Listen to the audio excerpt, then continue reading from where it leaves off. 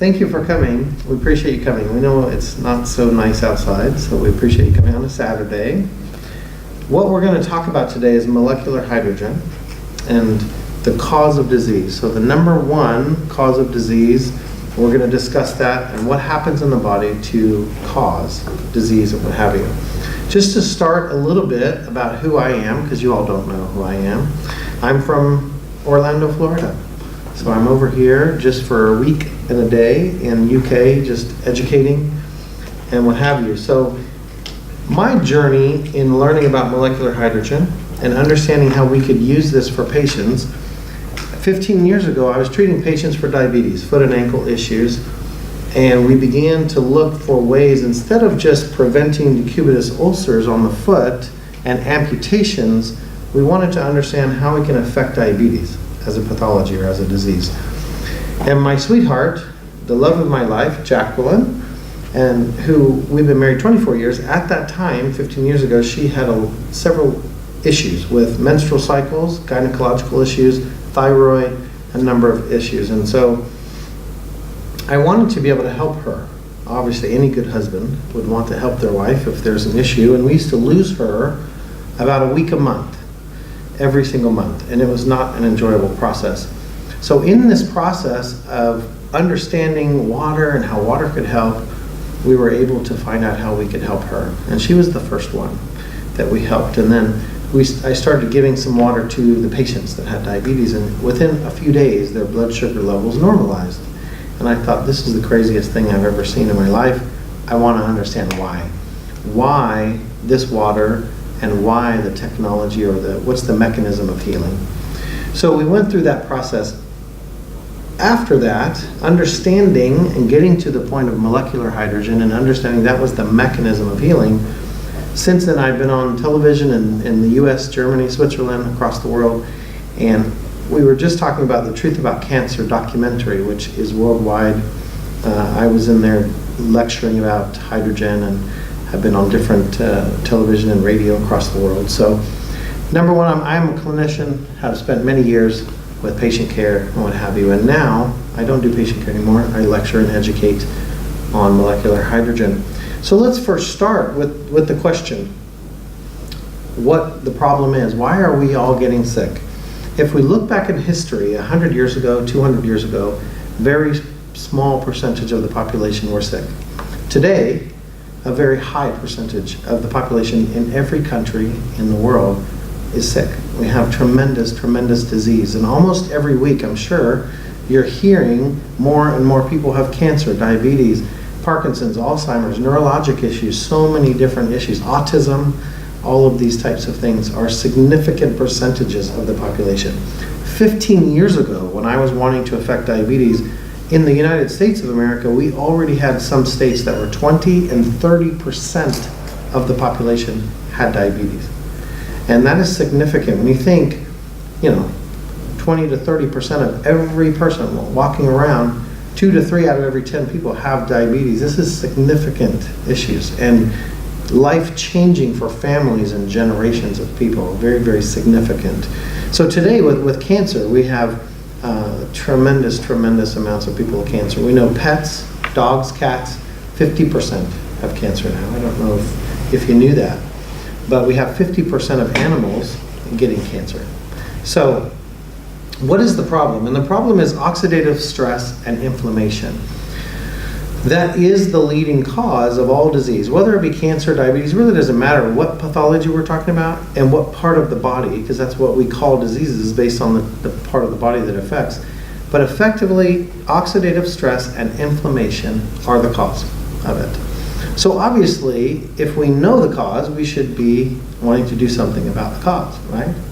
But that's not what's happening in medicine. We're giving a drug, or we're giving something to affect what? The feelings you get, or the problem that the disease occurs, right? If we get sick, we have sniffly nose, so we take something for the nose. But why aren't we taking something to stop the actual flu or what have you, right? So instead of looking at the effects that a disease has on us and trying to affect or manage those, why aren't we affecting or trying to change the disease? So that's what we're doing. So today we're going to talk about how do they affect the body? What does oxidative stress do to us, and how can we change it easily? And that's what we're talking about, hydrogen. So oxidation, to understand oxidative stress, we need to understand oxidation. And oxidation is natural and normal for the body. When we're breathing, when we're walking around, when we're living on this earth, we have oxidation. We have to have oxidation to be able to sustain life, okay? Just like you have yin and yang, everything has opposites. We have oxidation and we have reduction in the body. And hydrogen provides reduction, oxygen provides oxidation. So these things happen. When you're breathing, take a breath, and when we're processing oxygen into fuel in the body, in our cells of our body is a little thing called a mitochondria. I don't know if you've heard of that before, but the mitochondria converts oxygen into ATP, or energy, so that we can live and we have energy. When the mitochondria functions, and what we call the mitochondrial respiratory chain, when we are converting oxygens into fuel, we have radicals that are produced. What is called oxygen radicals, or reactive oxygen species, ROS. That's what we have. These little ROSs are extremely damaging to our cells, what we call cytotoxic, or cell damaging. And the worst of the radicals is called a hydroxyl radical. Hydroxyl radicals actually destroy our cellular function in our body. So again, this is natural, this is normal. Hydroxyl radicals come as a process of breathing and producing energy in the body. So there's nothing we're going to do to stop the process, because it's necessary to life. So then the question is, if it's necessary to life, then why is it that it's causing disease and problems? The reason being is when our bodies are designed to have antioxidant systems to then combat hydroxyl radicals, superoxide anions, different radicals that are in our system that are there for a purpose, but our body is supposed to take them and turn them into something beneficial. Well, we'll just say that. And so what happens if our body is not functioning from an antioxidant perspective, then we are not able to reverse these issues. And so oxidation, instead of being in a normal range, rises and rises and rises, and then we'll get a disease. When it rises to a point where we have what's called oxidative stress on the body, which is the cause of disease, it's because oxidation has already risen way out of a normal range, and our body is trying to cope, trying to live and manage it, and it gets to a point where the body can no longer do that. And so we end up with a disease. Now, hundreds of diseases. There's over 170 diseases that are simply caused by oxidative stress. We call them by names like cancer and diabetes and Parkinson's, all these kind of things, rheumatoid arthritis, all kinds of things. For instance, here is a chart of all the diseases that are caused based on the part of the body that are caused simply by oxidative stress. Hundreds of them on the page, based on eyes, blood, all of it, heart, brain, all of these things. So whether it's high blood pressure, atherosclerosis, or any of the diseases that people have, it's all based on oxidative stress. And so if we understand that oxidative stress is the cause, let's figure out how to reduce oxidative stress and to bring oxidation back down into a normal range. And so that's what I'm doing. That's what we're educating people on, is how easy it is to accomplish this. So in understanding oxidative stress and inflammation being the leading cause, we understand that oxidative stress is essential to life, okay? Everything that we do it's essential, but we need to find a cause to keep it down in a normal range, right? So you would think if what's happening that causes that, well, it comes down to our gut.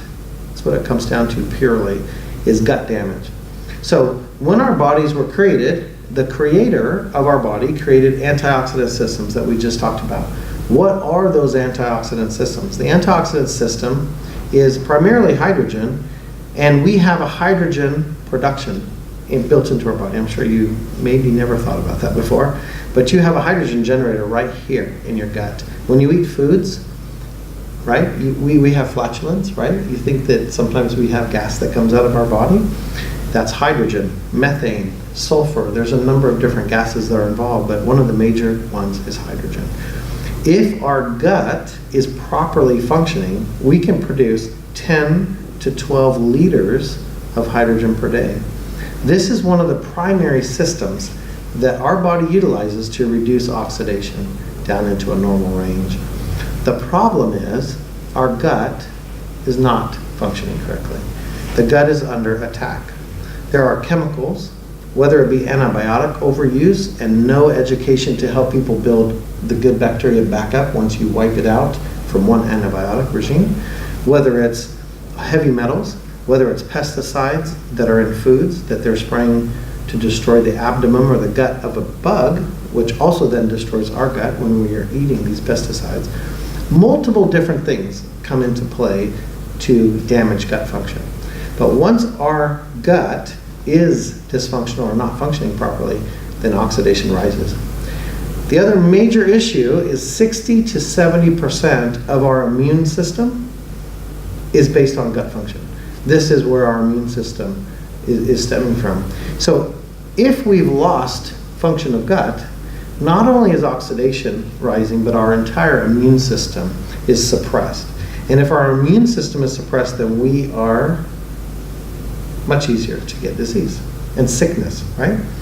So this is the problem. We understand how easy it is with one antibiotic. So imagine for a minute, if you took an antibiotic and you know that what the job of an antibiotic is to wipe out the bacteria in the body, good and bad, right? We don't have antibiotics that just focus on the bad bacteria. They wipe out everything. So our entire gut is destroyed. Now, how long do you think it takes? And I'm going to ask for someone to guess. How long do you think it takes to regrow or rebuild the microbiome that's in our gut back up to where it was before you took the antibiotic? Assuming you had a healthy gut to begin with. Let's pretend you had a healthy gut and you took an antibiotic and wiped out all the gut bacteria. How long do you think it would take to build the gut back up to a correct anaerobic microflora, good bacteria in the gut? Any guesses? Yes. Yes. Wow. Good job. Okay. Most people don't guess that. Most people think months or whatever. It's years. It's a year to two. So imagine if you take one antibiotic for 3 to 5 days, which is typical for Z-Pak or any of these others that are given. It's a 3-day cycle. You just wiped out the microbiome of your gut. And you have a year to 2 years of trying to build it back up. If that's your immune system, and you just suppress your immune system by wiping out the good bacteria, and you're more susceptible now to disease, what do you think your chances of getting sick again in that 1 to 2 year period while you're rebuilding your gut? High. Yeah, it's high. So then you'll need another antibiotic, right? You'll need another regime.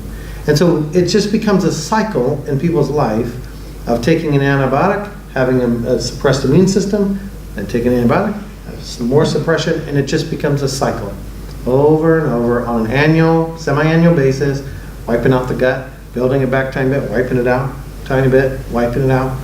And unfortunately, that's the reality.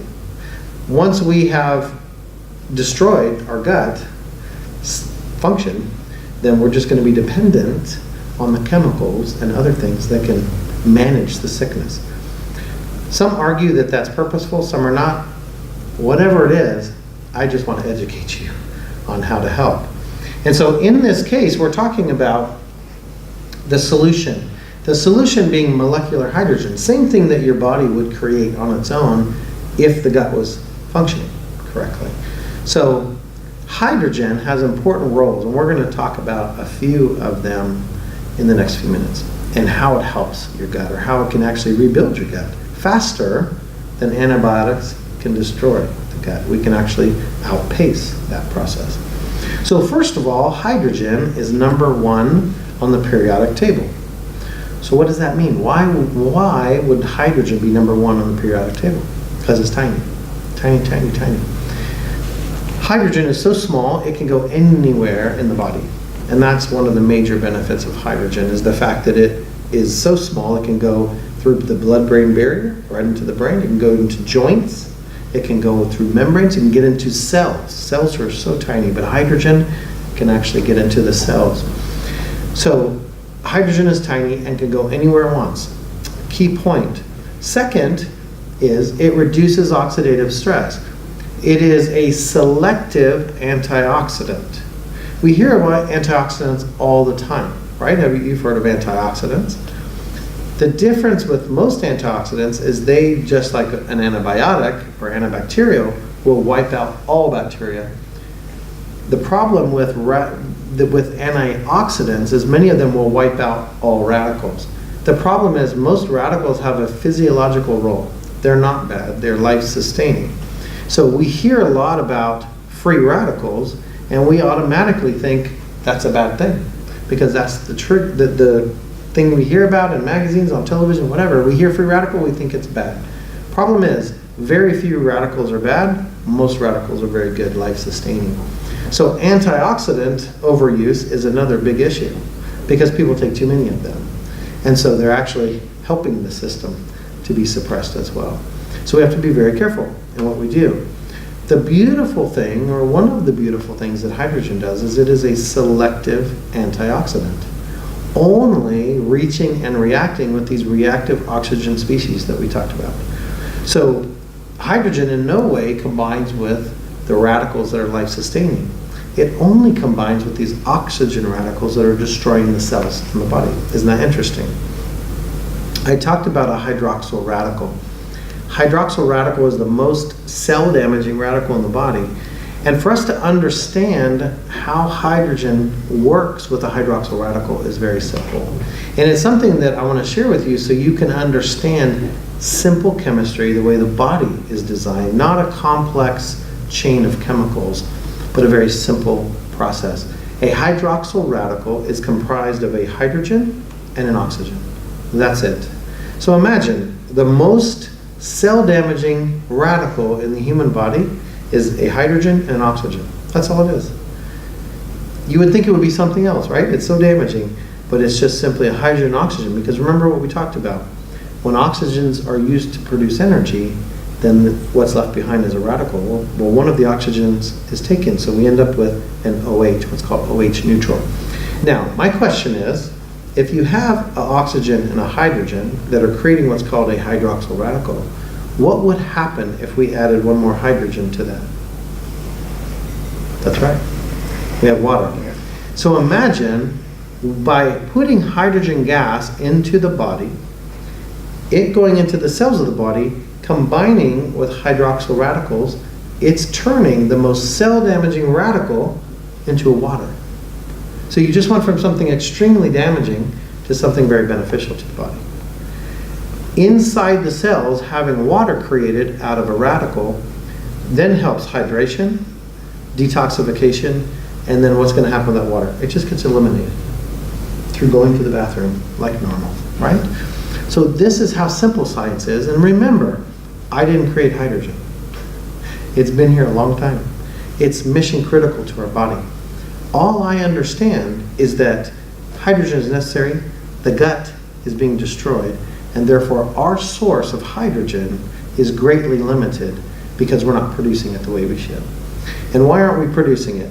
The bacteria is not in the gut. The strains of E. coli that should be in the gut, converting fiber, converting short-chain fatty acids, medium-chain fatty acids, are no longer there. The other thing is diet change. A lot of people eat processed foods. They're not eating real foods. They're not eating things with fiber, or they're not eating appropriate fats and things like this. And so we end up having less and less and less ability for the gut to function. So fermentation is what's happening in the gut. The problem is, as we change diets and so much sugar, we end up with improper fermentation, which further messes with the chemistry of the gut. So these are the things to understand. The other thing is we are promoting what's called homeostasis in the gut. And homeostasis simply means we have a balance between oxidation and reduction. And that's what we need for good health. That's all we need to do for good health, is to balance oxidation and reduction. If we have too much of either, then we have a problem in the body.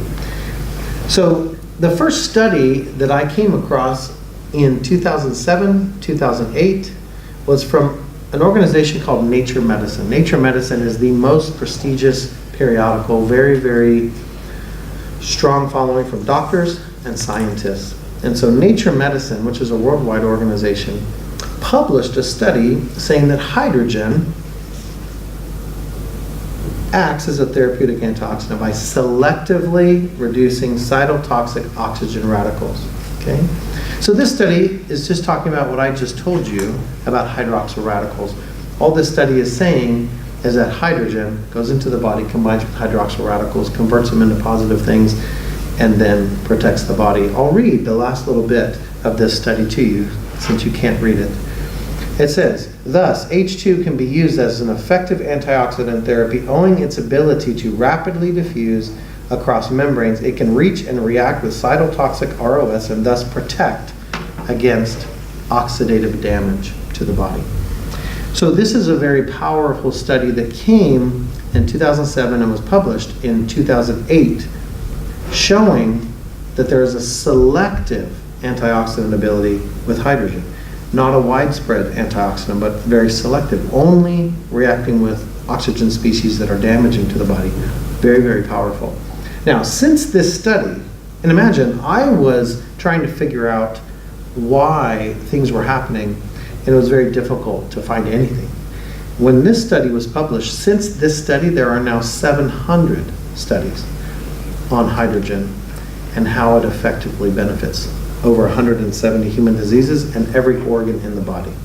That's how much of an impact this study had on science, is that now there are 700. Now, between articles and studies, you're at 1,000, but studies, you're at 700.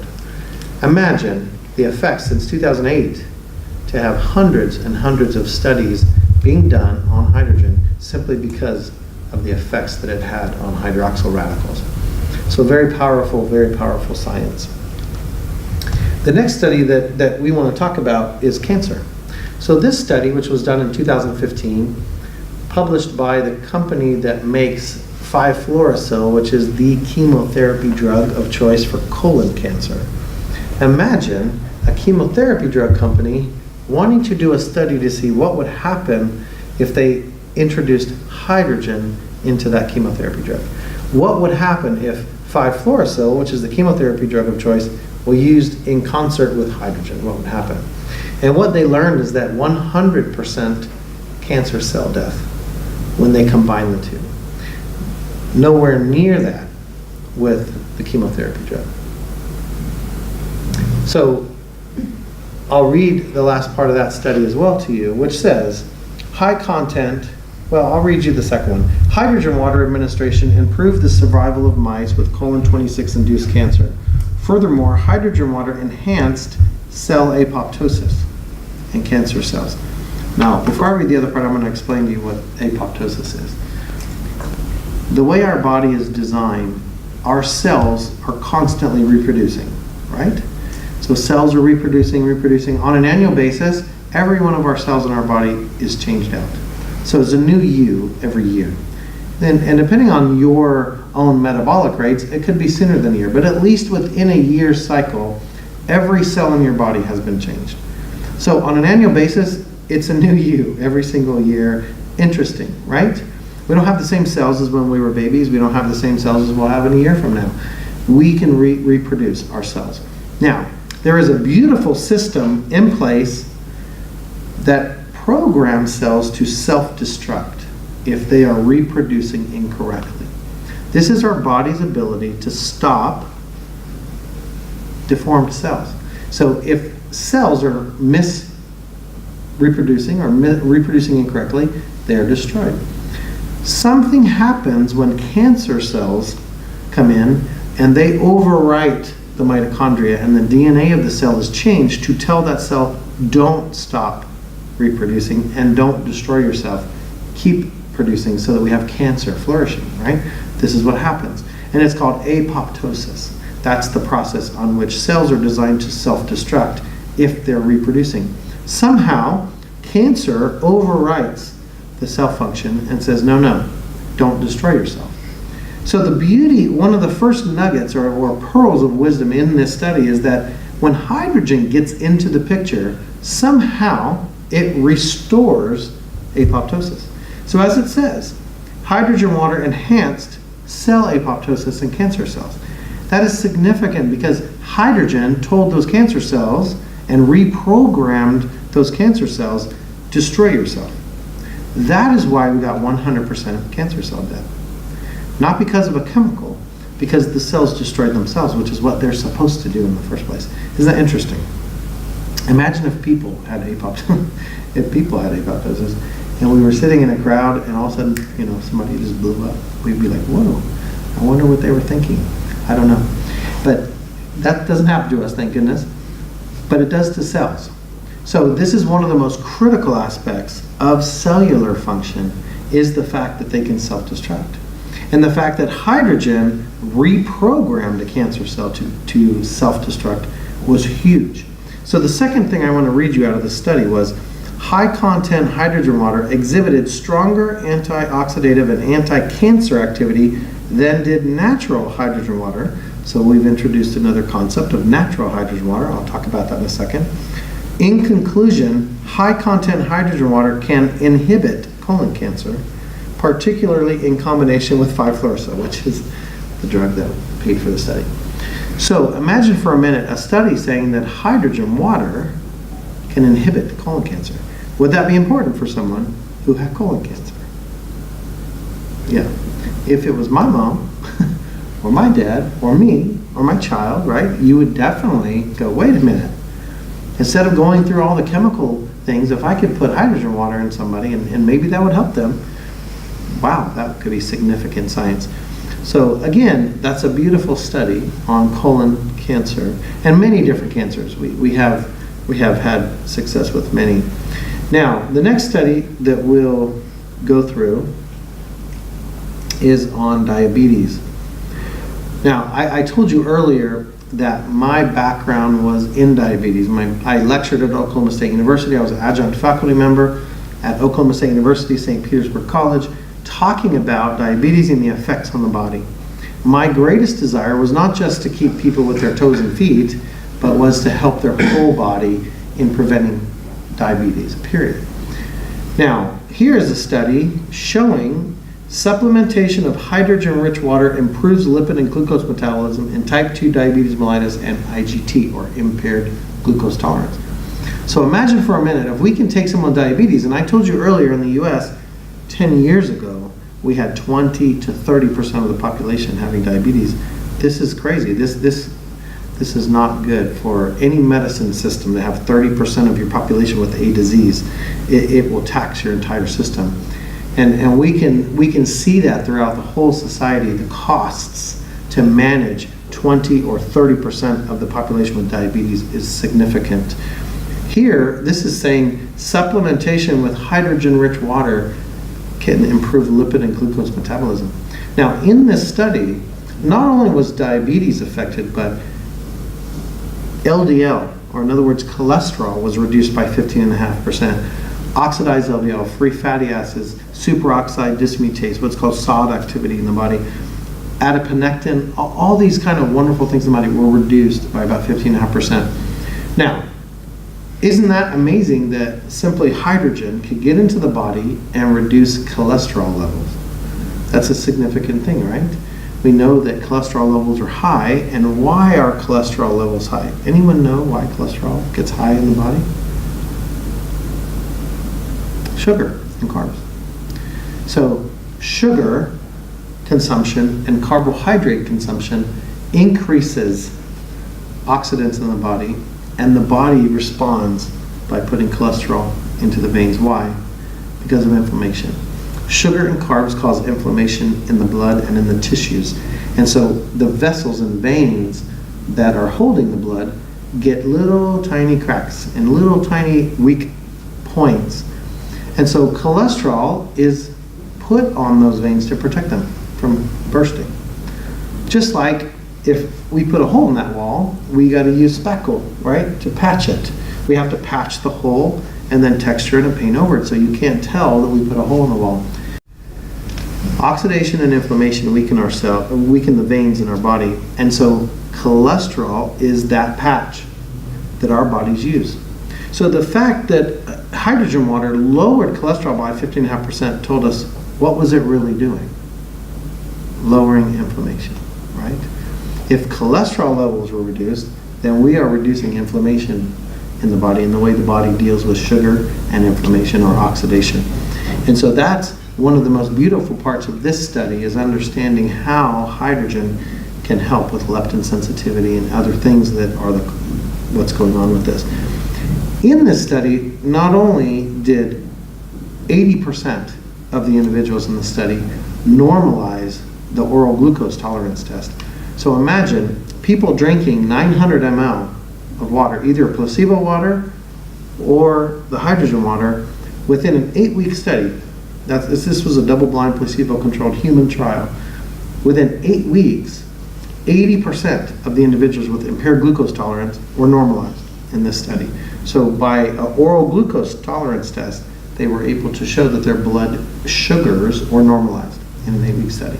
Now, I've seen them within a few days, typically. They did an 8-week study. I'm sure they were normalized far into the study. But imagine for a minute, anyone with diabetes drinking water, which is a very simple thing to do, right? We're supposed to do that anyways. But having water that's clean and having water with hydrogen in it, being able to actually change the sugar levels in their blood is so significant. And so you can imagine me, this is why this is my favorite study, all those years ago going, wait a minute, holy cow, this is what I've been looking for, a way to help people, not just keep their feet, but actually help their entire body. So it's very, very special for me when we found this. This study was done in 2008. So right around the same time as the other study that was talking about selective antioxidant nature. And that was when I was right in the heart of trying to figure out what was going on with all of the hydrogen. So this study is good. I originally started telling you all that we have a hydrogen generator and that we have to have hydrogen in our body to lower oxidation, right? And that is our gut, right? Our intestinal tract. We have bacteria there that consumes fiber and other things, and the byprocess is hydrogen gas. This study here is talking about the fact that when hydrogen gets into the gut, it starts stimulating anaerobic microflora to grow. So when we talk about the fact that when we take an antibiotic, we're destroying the gut, what are we really saying we're doing? It's not like our gut explodes, right, and we have no more intestines. That might be what someone would think if we said we destroyed the gut, but what are we really doing when we say we destroyed the gut? We destroyed what? The environment. We destroyed the environment so that the bacteria can no longer live there. Just like if all of a sudden the neighborhood you lived in totally changed and everyone moved out immediately and you were the last ones and new people start coming in, you may or may not live there, right? Depends on what kind of people move in, right?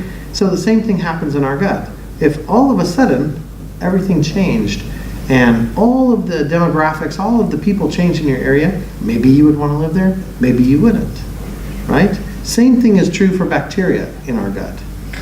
If all of a sudden we wipe out gut bacteria, then only some bacteria come back. Maybe the ones that go, oh, I'll live there, that's fine.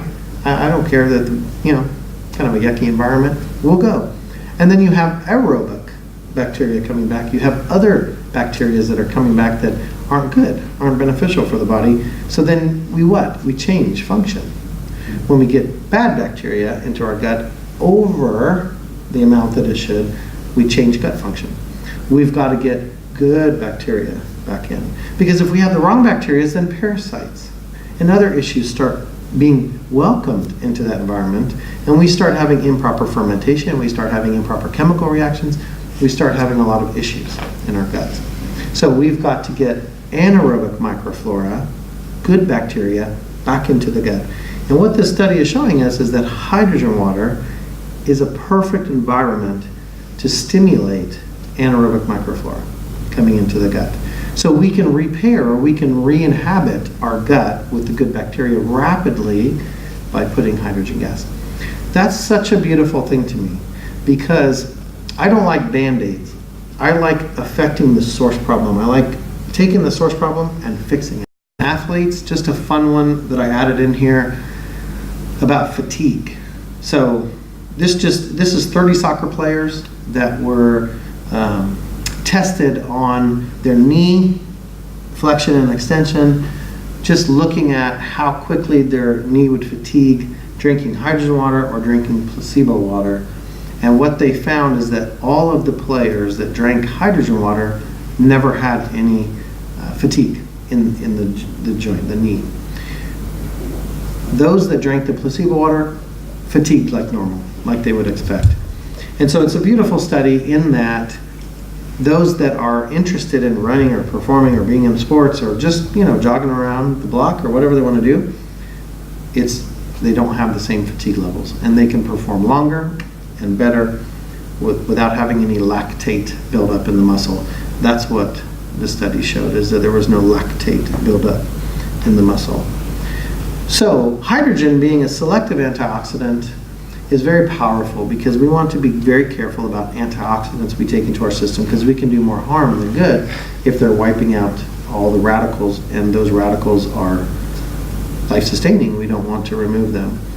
And so we talked about the fact that hydroxyl radicals or other oxygen radicals are the only things that hydrogen connects with or combines with to help restore our function.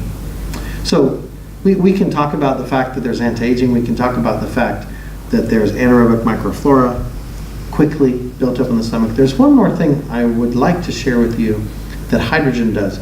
When we drink water with hydrogen gas dissolved in it, when it goes into our stomach, it stimulates ghrelin secretions. I don't know if any of you know what ghrelin is, but ghrelin is the hunger hormone. You have ghrelin and leptin. These are two master hormones that are basically control fat storing and energy production in the body.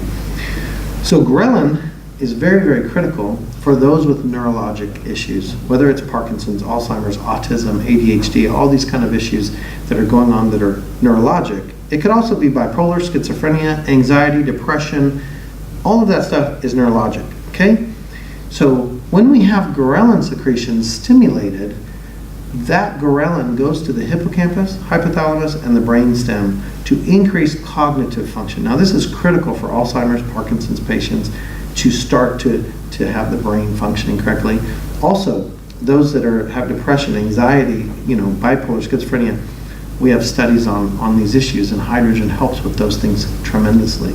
So even those that have neurologic issues, we can help significantly. And again, studies on Parkinson's, Alzheimer's, all these things. So very, very good. Rheumatoid arthritis being another one that has a neurologic component. It is a joint issue, but it has a neurologic component. And so very, very, very good success with rheumatoid arthritis in helping them. Now, we can talk also about the fact that hydration in general is very critical. We know that that is another cause of disease. I don't know if you all are aware of that, but 54.5% of the population, at least in the US, that was the last study I saw from Harvard, that 54.5% of the 4,000 individuals that were studied were chronically dehydrated because people don't drink sufficient amount of water, or they drink coffee, or they drink tea, or they drink sodas, or they drink whatever, thinking, hey, water is a component of those things, so I'm getting my water. But that's not the way the body deals with it at all. It's totally different when you drink a bottle of water or a glass of water versus a glass of coffee. It doesn't function the same way in the body. Even though water is a component of it, it's not the same. So what they saw was 54.5% of individuals were chronically dehydrated. Well, the problem with that is respiratory issues. The problem is proper elimination. Getting the toxins out of the body won't happen. You can't form fecal matter without water. You can't digest food properly without water. So any nutrition that you hope to gain out of food, if you don't have proper hydration, it doesn't happen in the body. So water is such a critical thing. I mean, that's why 3/4 of our body should be water.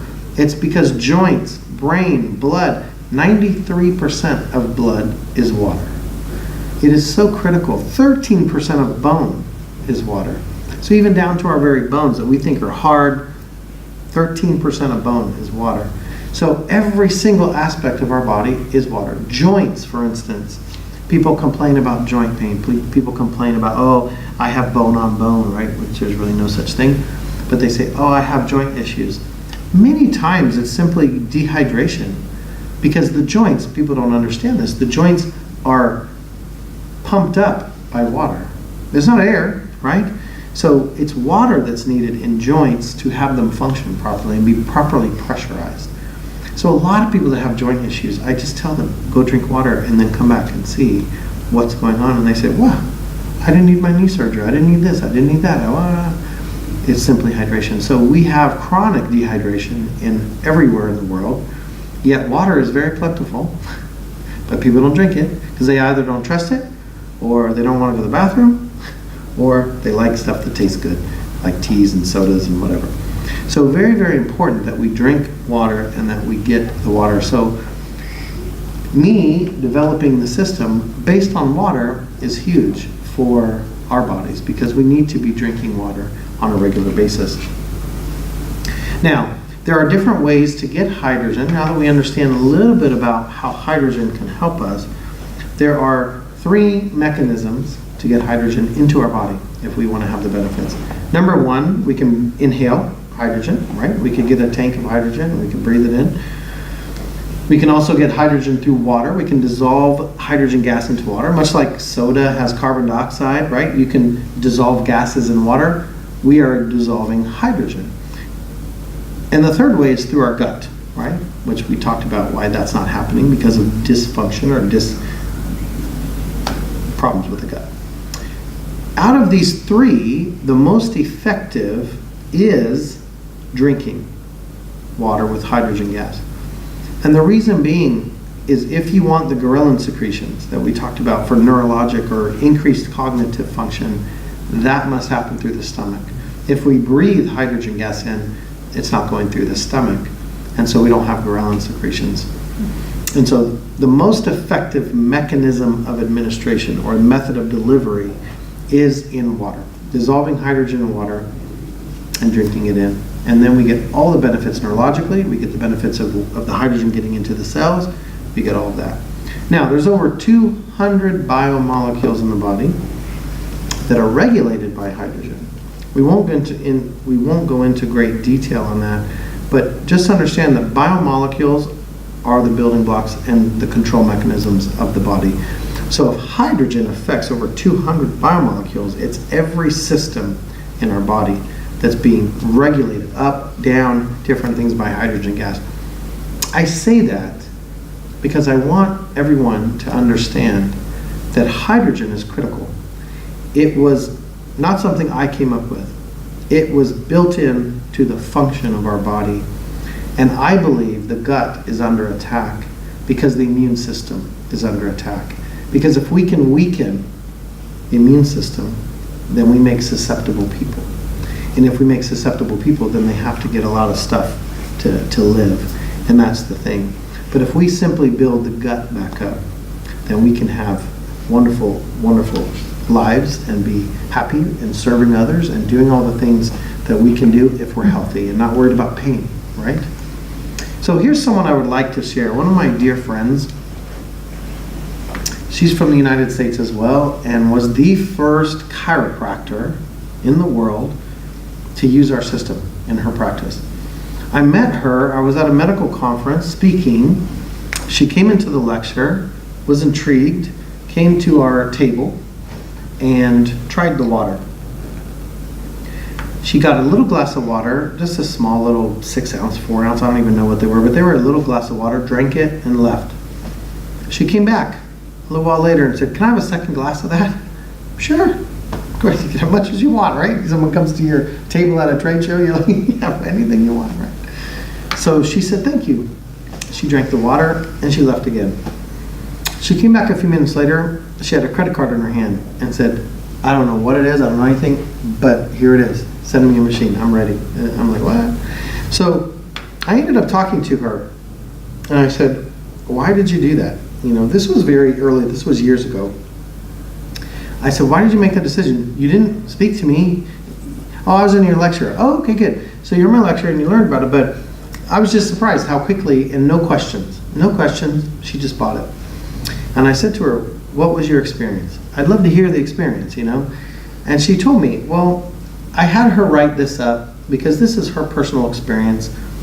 And so I like her. She's an amazing individual. She was in the military intelligence in the U.S. and she has a doctorate in chiropractic and just a wonderful, wonderful practice. And she wrote a book called Healing Stories That Will Change Your Life. It's a great book. I recommend you guys get it.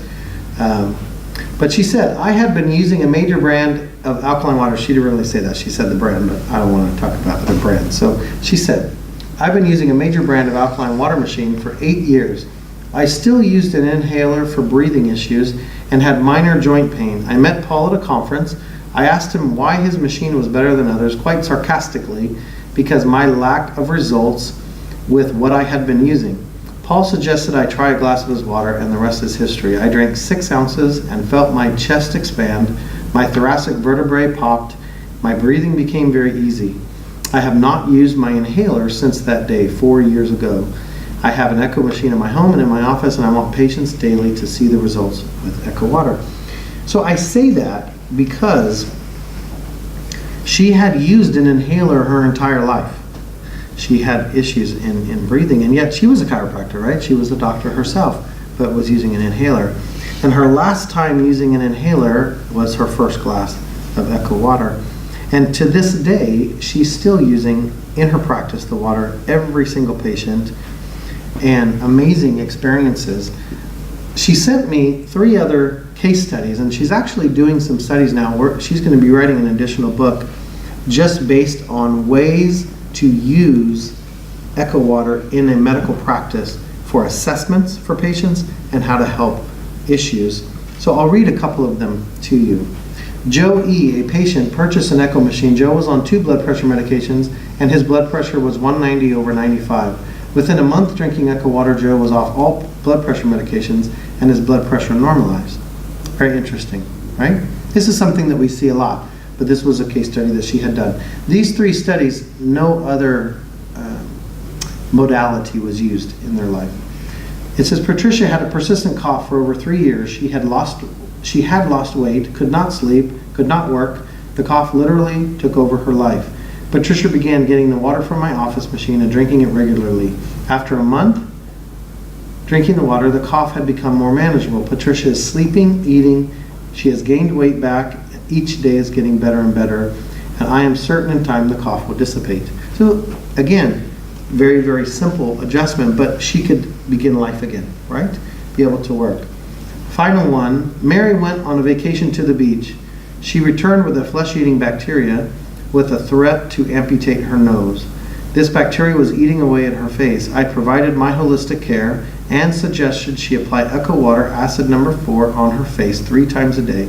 Within 1 week, the flesh-eating bacteria was irradiated. Mary's face healed nicely. For your information, the traditional medical treatment of antibiotics did not work. Mary's face, I believe, was saved by Echo Water. So, interesting that she chose the 3 and asked for these to be put in, because one was blood pressure, which is obvious benefit. Next is simply a cough. Now, we don't know why the cough was there. There's no diagnosis of any kind. This is simply she had a cough that was disrupting her life. The 3rd was a bacteria. So we can talk about the first 2, hydrogen would benefit. The 3rd was the acid water that the machine produces, which has hypochlorous acid. The benefit of that is significant. We have found over the years, hypochlorous acid is part of chlorine.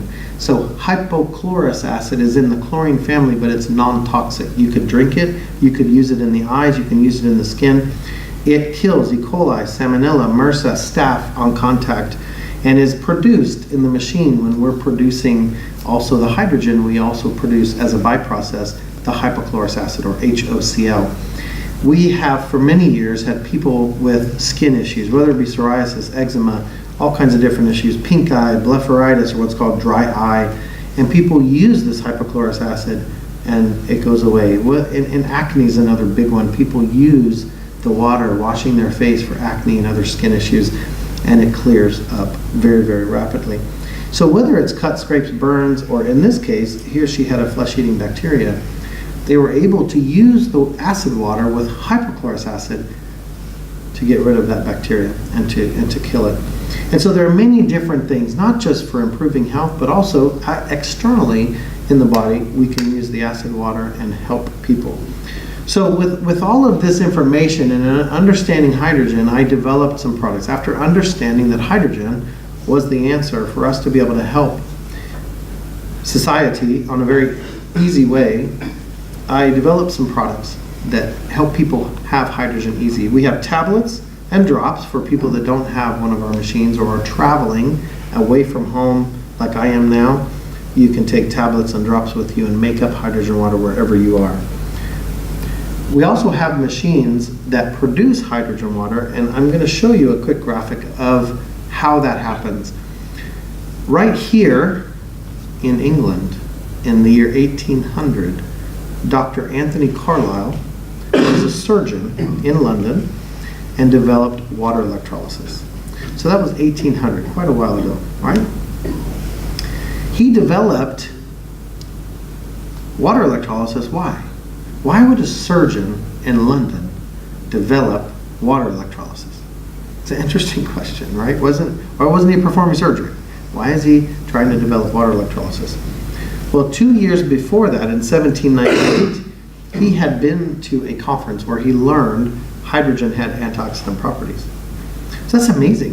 In 1798, that hydrogen was being talked about as an antioxidant, and this doctor, this surgeon, learned about it and said, wow, I want to create a hydrogen generator. And so he figured out that if he puts an electrode, 2 electrodes in water with opposing voltages, or what's called polarity, you split water molecules, right? So electrolysis will separate whatever is in the electrolysis chamber into its constituent elements. And so effectively, you can produce hydrogen gas. Now, the interesting thing is, in the year 1800, when he discovered this, he didn't care about alkaline, he didn't care about pH, he was focused on hydrogen. What's really interesting is hydrogen. So now, fast forward, nothing was done with this technology. For whatever reason, nothing was done with the technology.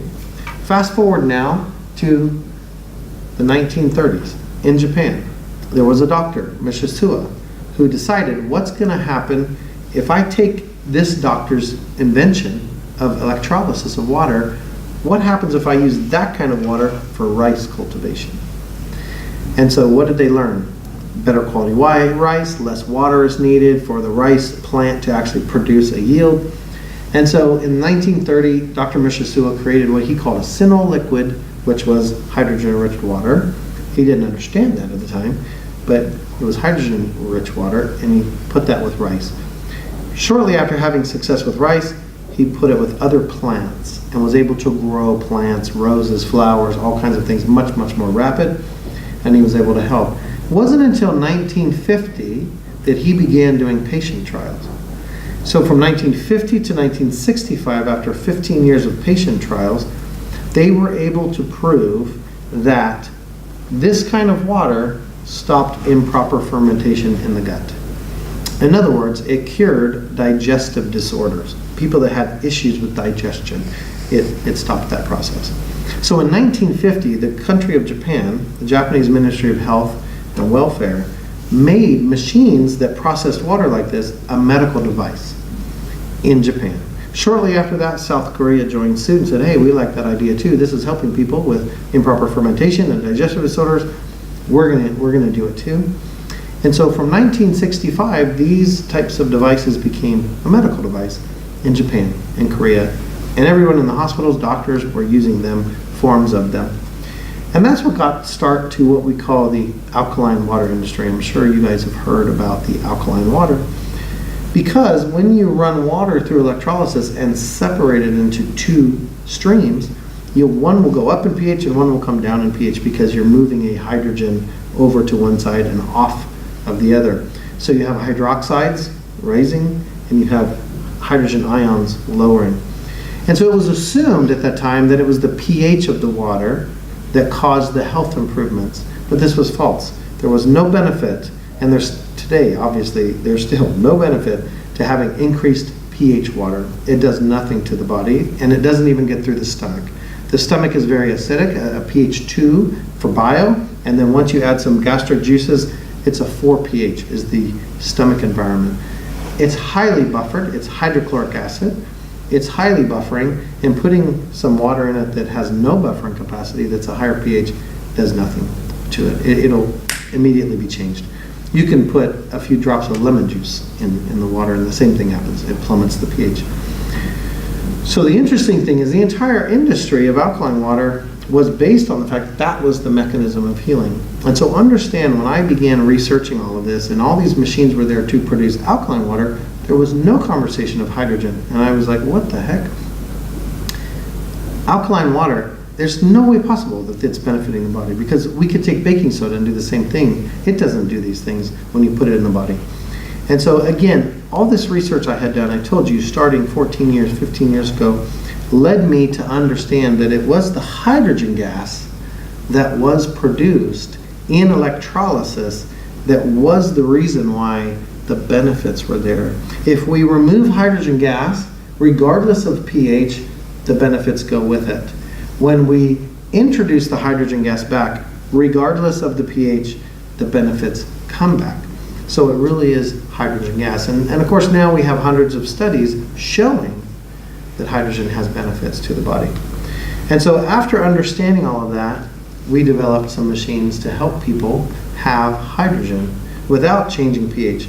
So this machine here is no change of pH. It just produces hydrogen dissolved in the water, and the pH doesn't change at all, for instance.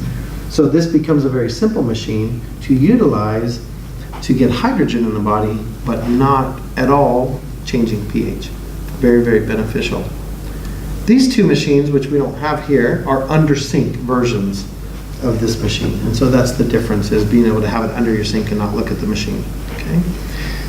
The final machine that I want to tell you about real quickly is a machine that we developed that makes all three types of water. I had talked about disinfecting and cleaning water, and we have also talked about hydrogen water for drinking. So this machine only produces drinking water that is filtered and then hydrogen enriched.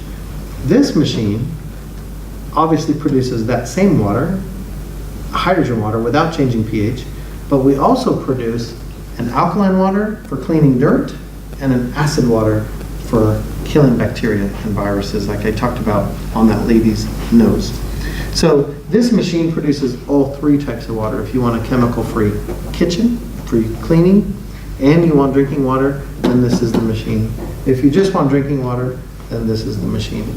And that's the machines that we developed to be able to help people, whatever they want. If they just want health improvement, or if they want cleaning and health improvement. And so that's what we have.